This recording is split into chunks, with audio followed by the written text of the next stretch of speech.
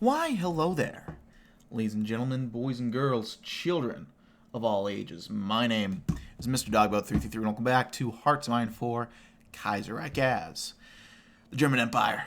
Now, last video, well, the Ruhr decided it wanted to go ahead and go on strike. And that's not very fun at all, I'll be honest. But we're trying to keep that as mild and as non-disastrous as we can. Is that working? Not really. But it's worth a shot.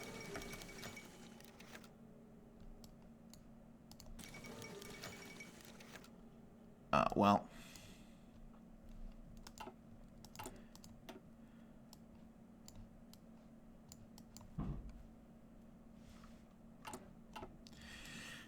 There is our answer on what's going to happen.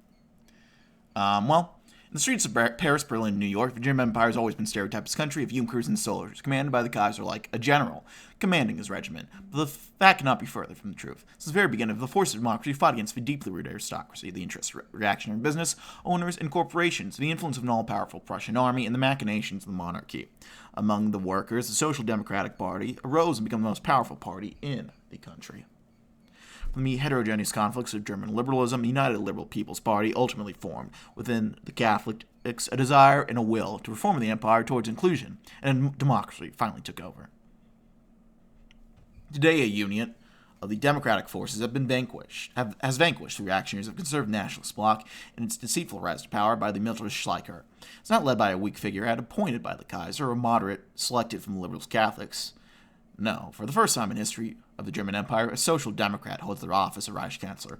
Hermann Müller, the leader of the parliamentary group of the SPD, has assumed the position and will chair a cabinet composed of representatives from all of the members of coalition, a partisan government through and through. Already, hopes and dreams race in social democratic leadership discussions. What reforms will they be able to push forth, finally given the means to do so? Has time come for the second parliamentarization of the empire? What can be done to make the democratization of Germany permanent? What challenges can they expect from the right that is surely bitter with their victory?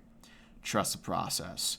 So we get the social liberals and the social democrats, or social liberals and social conservatives in our coalition.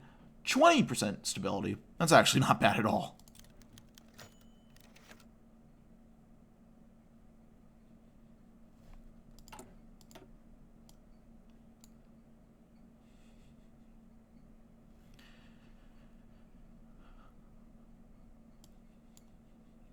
Okay, so are we going to lose this tree then?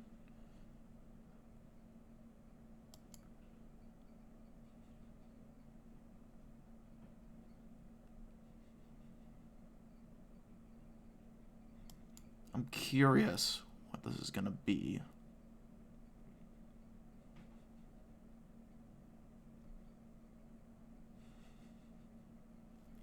The ERFA program, adopted in 1891, was adequate in unifying the party during the revisionist debate, keeping it steady into the Weltkrieg, but it was no longer relevant in the parliamentary system that was adopted in March 1920. The defection of the radical wing of the party and the revolutions in France and Russia also required the party to define its stance on these tremendous changes. Thus, in 1922, National Party Conference was held in the Silesian town of Liegnitz, where after several days of deliberation, a new party program was adopted and remains the primary guide of SPD policy to this day. The Liegnitz program retains the Marxist fundamentals of the party, such as the concept of class struggle and the eventual transition to socialism, yet is noticeably more vague on their shape and form. It's more accepting non-proletarian membership, such as agrarians and white-collar workers, declares the SPD's medium-term priorities, a democratic parliamentarian government where workers can express their interests, defend their rights, and grow their class consciousness.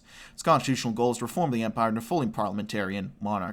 The government of the March Constitution must be defended and expanded further. The people should become the primary source of power in the German Empire. Practical demands include nationalization of rail, coal, and steel industries, welfare system reform, social housing, cartel busting, and civil service reform. In the elections of 36 SPD candidates campaigned on these programs rather than distant goals of constitutional reform, so the party is under pressure from its voters to keep their promises. We'll need to strike a careful balance between short and long-term goals.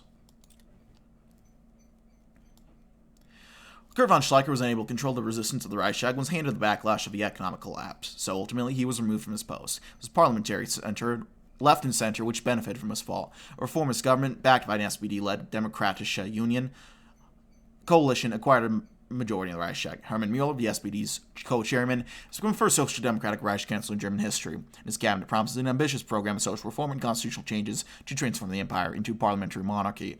These goals will inevitably face the resistance of the conservative establishment, however. Understood. Oh.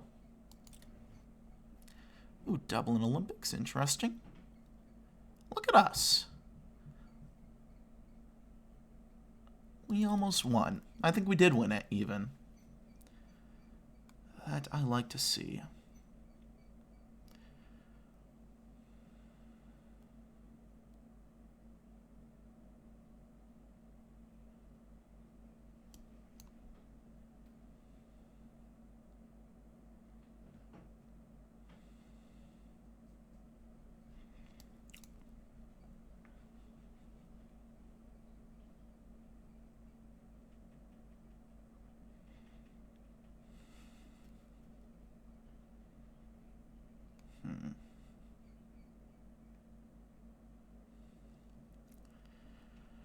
Ooh, that actually would be nice to get so we can start reducing debt. We might want to go to this next. Though that might be okay as well. Anyway, the Conservative Coalition continues this scheme. They have taken advantage of the political crisis in the Prussian legislature in talks with Franz von Papen, the leader of his interim delegation in the Prussian House of Reps. The notable leader of the party's right wing, a reactionary nobleman, veteran of the Weltkrieg, Franz von Papen, already fit and ideologically Schwarz-Weiß-Rot, and aiming to dissuade any remaining fears about working with Protestant-dominated DVLP, Ulrich von Hassel made use of his contacts in the former Catholic wing of the party. Negotiations between Papen and Martin Spahn were successful, and Papen pledged loyalty of not just himself, but also his allies of Bavaria and the other southern Catholic states. This is a considerable victory for the Schwarz-Weiß-Rot coalition, who already scored several high-profile endorsements and actively push for their chance to lead a conservative revolution. Well, here we are, Herr Mueller. Check this guy out. Hermann Mueller was born to a winemaker in Baden, but moved to Dresden due to his father's early death. He had to leave school without graduating, and worked as a sales assistant in Frankfurt. He found socialism through unionization. Working unionized sales assistants in the cities, he ended up involved with the free trade unions and joined the SPD itself. By 1905, he had amassed enough influence with his activism that August Bebel pushed him forward as a party secretary. However, the unions, which believed that Mueller was too left-wing, blocked his candidacy. By the Weltkrieg, Mueller moderated. He sharply criticized Rosa Luxemburg, had positioned himself at the party center between the revolutionary left and the right-wing revisionists. Still, for a time, he lost influence to Friedrich Ebert and Philipp Scheidemann. Again, he answered with a pivot, this time a bit more to the left, preying into the frustration of the party's cooperation with the Brockdorf cabinet, and passively, he advocated for a more aggressive approach that would continue to the March coalition and allow the formation of a center-left democratic government. In 1930, he was finally elected as one of the SPD's co-chairmen. The party's uncompromising position towards the Dirksen cabinet that helped sabotage in the lead-up to the 1936 election is a result of his abdication. Much like his father, a follower of Ludwig Feuerbach, Mueller is irreligious. Interesting indeed. I'll read the SPD stuff later. I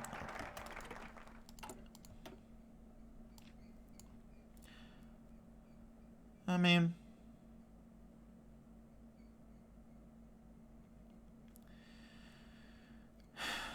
yeah. This would give us 100 political power, which would be okay. Oh. Led by the Social Democratic Party, the Demokratische Union has taken power in the empire, now pursues an agenda of common-sense welfare and constitutional reforms. Immediately, several pressures demand our attention from all sides. Having received the opportunity to steer Germany towards a democratic direction, we must not waste our chance. Focus Tree allows us to build a constitution, preparing various reforms which we can apply after the Second Weltkrieg. At the same time, however, our party demands immediate action. The poverty of the people demand us to implement reforms from our platform, or else lose the faith of the party's grassroots. Finally, we do not govern alone. Our coalition is wide, and each of its members have their own interests. Their coalition loyalty shows how willing they are to stay with us. Should they drop to zero, they might attempt to leave. If we lose our majority in the Reichstag, then our cabinet is sure to fall. Finally, keep the conservative establishment in mind. They will fight tooth and nail to cause the downfall of your government.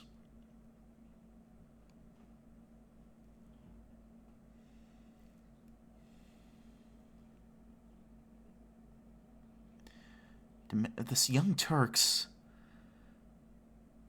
What the shit?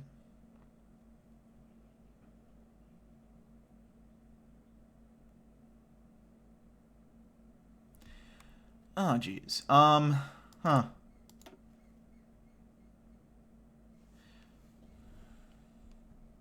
Okay, so we start doing some of these. That will go ahead and add days. Okay.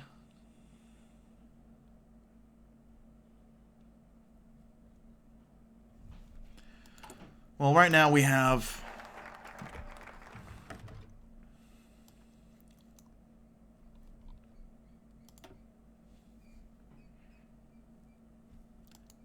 Zentrum Coalition Loyalty.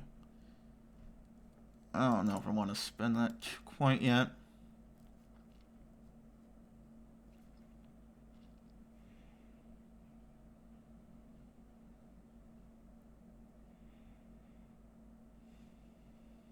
Although...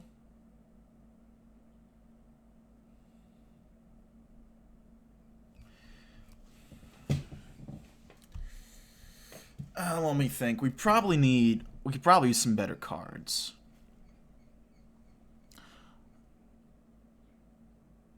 Though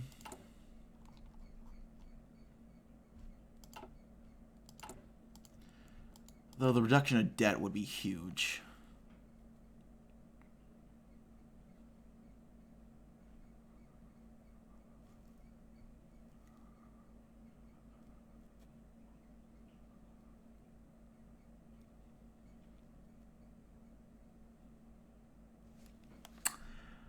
Questions on what to do.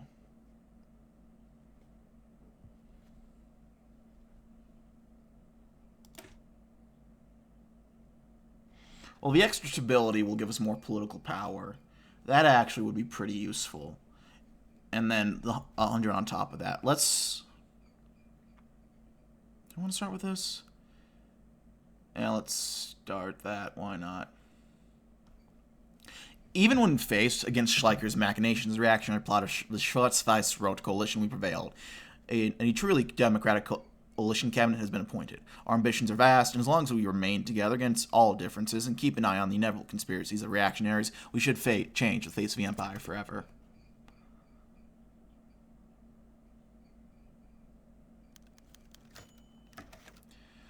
After the Franco-German War of 1870 to 1871, the Sedentag was established to celebrate our victory at Sedan, when it captured the last French Emperor, Napoleon III, and the cream of the army.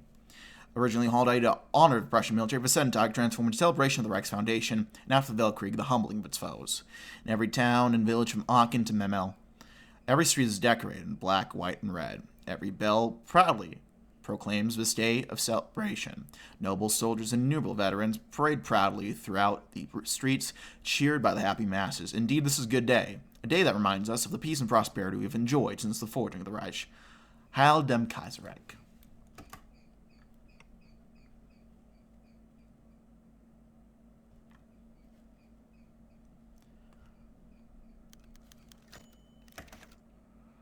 Oh, fuck. With the Black Monday economic crisis ripping through the world, disorder has been rife in the Oranjestadt. The situation has been particularly harsh in the Ukrainian state, with the country's agrarian economy now buckling under its own weight. The country operating tinderbox is now erupting into civil war for our one-time ally Simon Petliura and his Republican coalition leading insurgency in the West. The Ukrainian ambassador Berlin has assured us that the situation is under control. This will not compromise the position of the Eastfall of the Ukrainian political situation.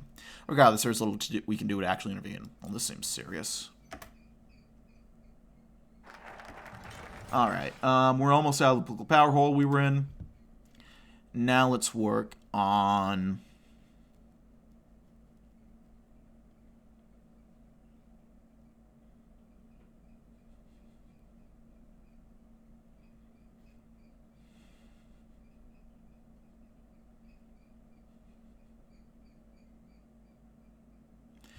Let's establish federal income tax. The finances of the German Empire are relatively weak, as the government needs to rely on the financing of the states to stay afloat and can only levy indirect taxes and tariffs to collect revenue. It's about time to put an end to this weakness. If possible, we must push through a taxation reform in the legislature and finally allow the empire to collect direct income tax. Pulling a Woodrow Wilson.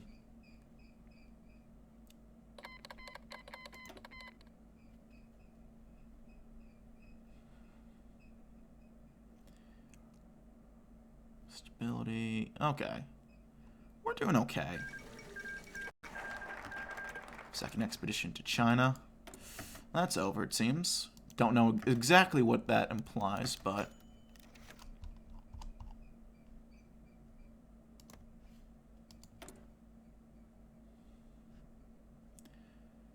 it seems these guys are kind of aligned with us, so I think that's okay.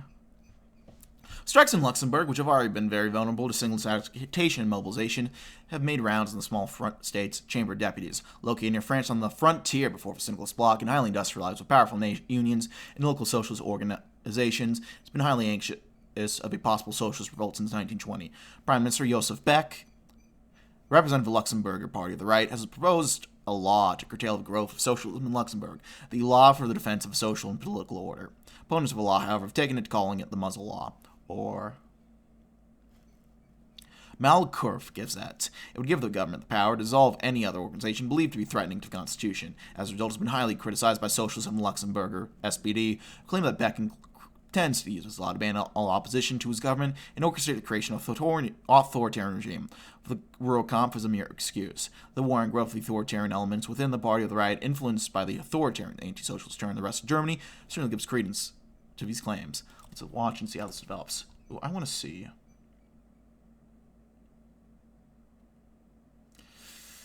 Let's establish some curfews over there.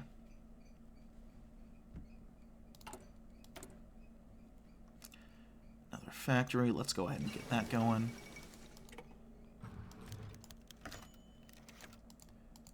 Oh, look at that. There's a rare spot of good news today in the terrible year of 1936. DKAB Railroad in East Africa has reported profits for the third quarter. It seems the Ethiopians and Middle African government have cooperated to keep the trading link open. Our relationship with Ethiopia seems to be secure and might deepen to alliance eventually. That's good news. We are finally in a positive political power hole. Look at that. No longer digging ourselves out. Not yet, at least. For now, rather.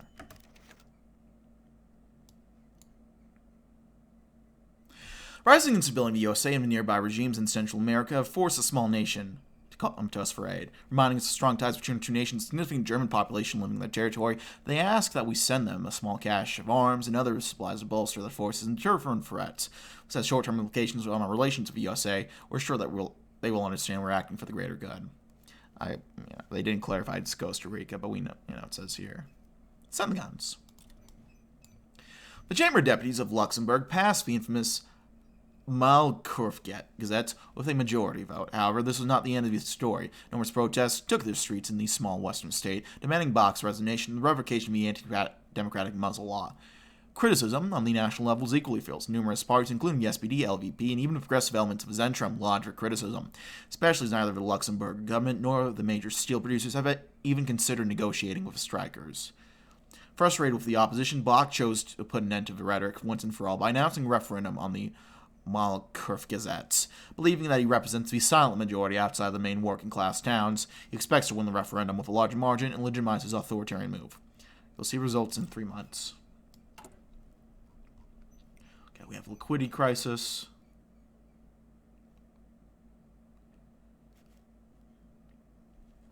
Okay, so we'll do that, because that works well for us.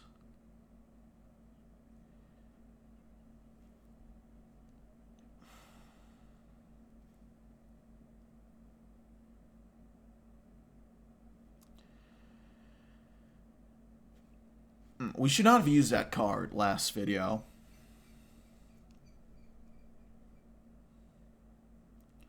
Although...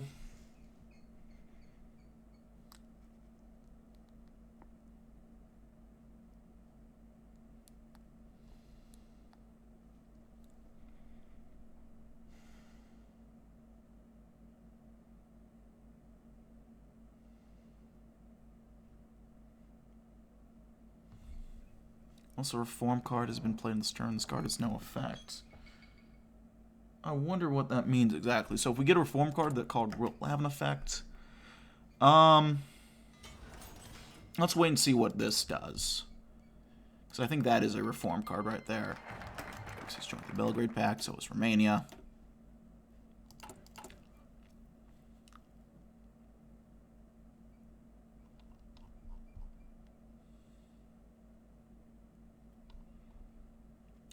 We can negotiate with lenders. That'll take away some of our debt. Let's negotiate with lenders in Austria. I'll read that real quick, why not? Vienna and her empire are without a doubt our largest trading partners in Europe. Having been impacted almost as badly by the economic crisis we have, will be within our mutual interest to sit down and discuss how to restructure any outstanding debts so that trade can continue flowing. Good to know.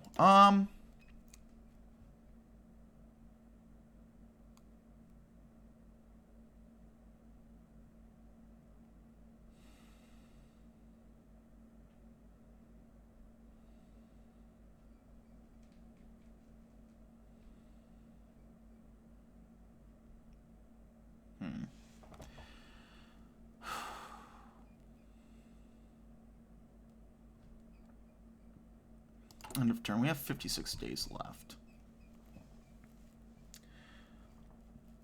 We need a card that will really give us some investment. And what do we need? Money creation. So money creation cards will be very effective. War creation, that's not it. Capital control, nope. Money creation. So inflation weaponry.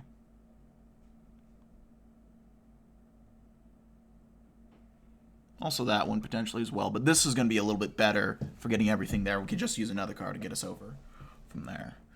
Let's do inflation weaponry. An effective, if somewhat artificial and controversial method of increasing the government revenue and simply printing more money, though this will cause inflation, it will also provide us with currency for economic recovery. Of course, as long as the trust in the German mark remains. It's a Weimar moment for real. But if it works, it works. Hopefully it works. We'll wait and see. I'm going to leave things there, my friends. Thanks always for watching. Like, see if you like, dislike, didn't leave any comments or feedback down in the comment section below. I read all the comments. I appreciate any feedback you might have for me. The sub button and the notification bell if you want to keep updated with uploads. I have uploads going up weekdays as well as occasionally Saturdays. Check out my various links down in the description box below, including my Twitch, which I will sometimes go on and record these sorts of videos live. That's it for now, my friends. I thank you all for watching, and I will see you all next time. Bye-bye.